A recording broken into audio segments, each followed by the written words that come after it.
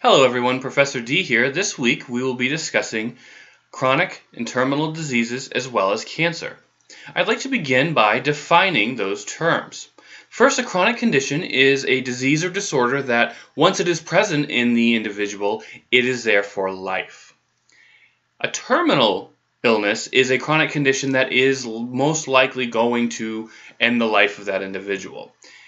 And cancer can be chronic or terminal depending on the cancer prognosis, how late it was detected. But what's happening with cancer is a group of cells, typically in a particular organ, have started to grow continuously. They're just growing and growing and growing. And with that, they can cause a disruption in the function of that tissue. They can compress, if it's getting very large, it can compress arteries, nerves, things of that sort. And then eventually it can possibly get into the blood or the lymph and move or metastasize to other organs. And then you have a different type of cell in that tissue growing continuously and out of control and spreading. And the later in diagnosis of a cancer, so if it started to spread to the lymph nodes or other organs, the more challenging it is to treat and to potentially cure for that individual or treat them into remission. There are different types of cancers. Every different tissue is going to respond differently. There's different treatment options for different types of cancer. Certain ones like pancreatic cancer have a very poor prognosis. Prognosis means likely outcome, whereas other ones such as breast cancer and testicular cancer have better outcomes if diagnosed early on. We want to make sure we understand that in the general public, oftentimes we hear the term a cure for cancer.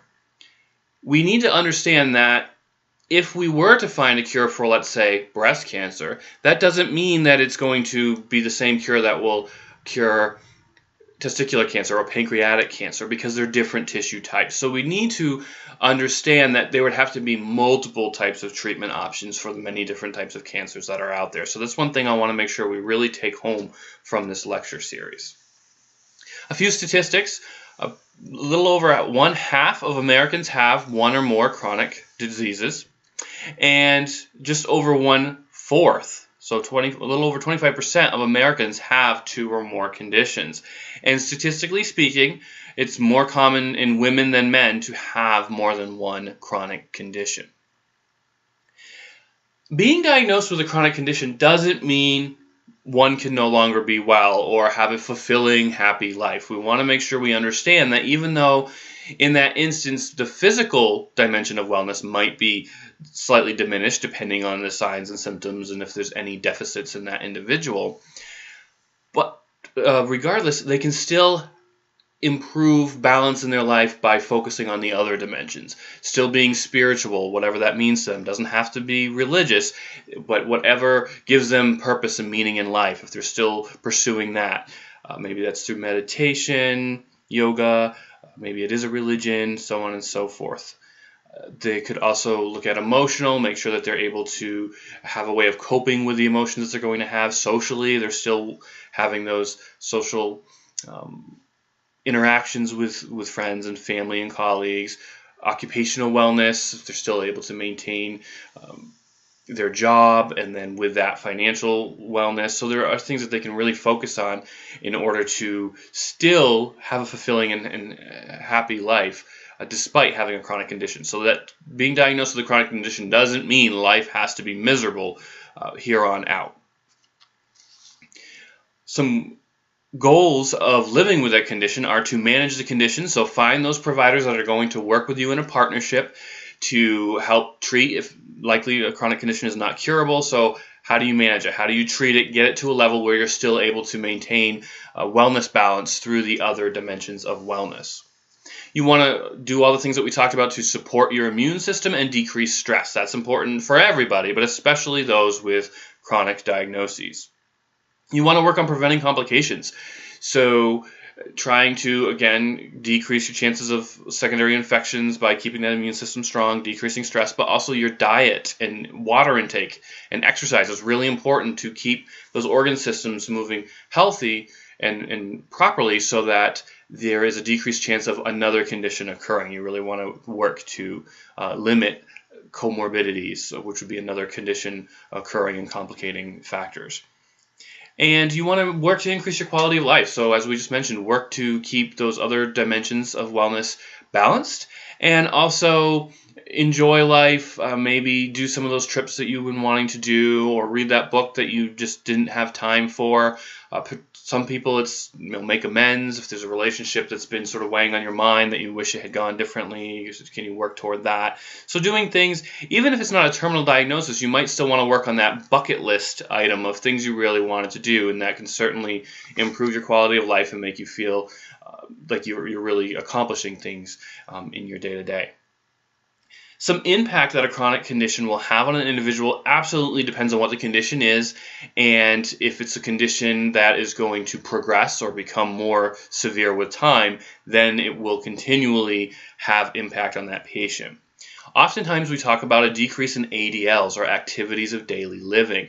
These are items such as being able to brush your teeth, get dressed, make yourself food, get yourself to and from places, drive, those types of things, balance a checkbook, answer the phone, remember to take your medications. These things are activities of daily living that people need to be able to do in order to live well. And if they're not able to, then they need to seek help in the form of caregivers, potentially in family or through professionals, assisted living. Maybe even it could get to the point of needing round-the-clock care, more like a nursing home or a lockdown unit, something along those lines, depending again on the condition and where it's progressed to.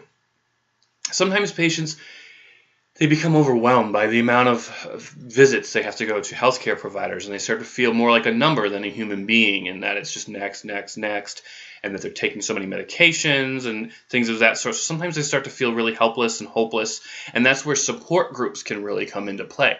Certainly having friends and family beside you and a great support team as a healthcare provider is important, but sometimes having people that have gone through it or are going through it with you really makes a difference for individuals. And there's plenty of support groups throughout the world, and some of them, if you don't have them in your local area, you can look, and maybe there's a virtual one that you're able to join and discuss with people that way. Or there are some where they do phone calls and such with individuals. Immerman's Angels is one where they will pair you with someone as close to your sex and age and diagnosis as possible.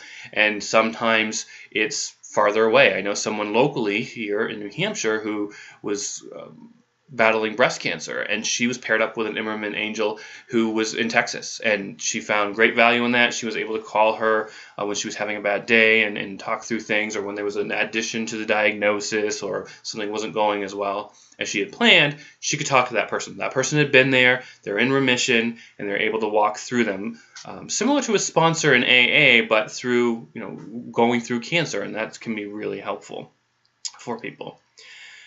The impact on family, we have to remember it's not just the patient that's going through this chronic diagnosis, it's also the family members and close friends and possibly colleagues as well. They're going to have to go through that process of understanding and adapting. Maybe the person can no longer do something, so they have to help out, or they need to be reminding them about medications or taking them to doctor's visits, things of that sort. So it can affect them as well. If the diagnosis is in a child, it can be very stressful because oftentimes children don't understand yet what diseases are, and they might mistakenly think that they did something wrong and they're being punished. So you need to make sure that they don't feel that way, and that potentially they might need to go see a child psychologist or something to make certain that they're not having this unneeded guilt that they did something wrong or that they're being punished. And as parents, oftentimes there's a lot of guilt that they feel helpless to help their children, so they might need to go to support groups or counseling as well. And that can be really important because oftentimes when there's a chronic diagnosis, that can stress out the partnership between parents. There's a lot of arguing because there's really nobody to blame, so they just start arguing about little things that maybe they normally wouldn't have, or it would have been a simple 1-2 minute talk and it's over with, and it lasts for days. So they really need to focus on that, because a lot of people, their relationship can end at the end of a terminal or with a diagnosis in the children because of the amount of stress. So they really need to work through that as well. If there's siblings, that's really important not to forget about them because, again, children don't understand what's going on necessarily with the disease, but they're realizing that brother or sister are getting all the attention and getting to go to the visits and all these things, and they don't realize that that's not really a reward, but they might be feeling like they're being forgotten. So we have to remember that they have their visits as well, and they have their soccer practice and ballet and things of that sort and birthdays. We don't want to forget those and put them to the side because it's their childhood as well that could be affected. So there's a lot that comes into play with any chronic diagnosis, but especially if it's in a child, because it really just snowballs in how it affects other individuals. Sometimes we feel that if a child has a diagnosis, we want to maybe give them a little more leeway and forgive them on things more than we would with the other children, or if they didn't have that disease. But it's really recommended by professionals to still establish a routine. They should still have chores, certainly within their abilities, and make sure that they don't have too many that they're getting tired or something along those lines, but still have them do their homework and make sure that they're learning responsibility just like with any other child. We don't want to take away from their abilities to grow and nurture as a child. And it's really important that children, parents, and siblings have some sort of outlet for those negative emotions. They will happen. And if you just bottle them up, eventually they will explode or implode and just cause that person to become very ill or withdraw from individuals, and we don't want that to happen. So you need to have a way for them to be able to express those. In parents, oftentimes they want to do that away from the children, which makes sense, but they need to be able to have those times where if you just need to scream, cry, write something down, whatever is going to help. They need to be able to have that safety. And again, that's where professionals can come in and set up those for you. Adjusting to a terminal diagnosis. So again, this is a chronic condition that is likely going to take the life of that individual. First of all, that's really even more devastating to the person than a chronic diagnosis alone. And especially if it's on a child that goes through the process with the family.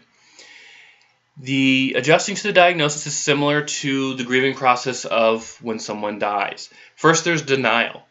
So the person might feel, no, I don't have that disease, can't possibly have happened to me. The doctor must be wrong, so they might seek out additional opinions, which is perfectly fine to do anyway, and you should.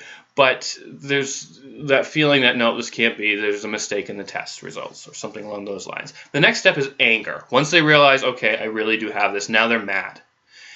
They're easily irritated. They get upset about things that they normally wouldn't. They might be mad at themselves, mad at God, mad at every little thing because they can't change this now. They've started to realize that, and they're just upset about it.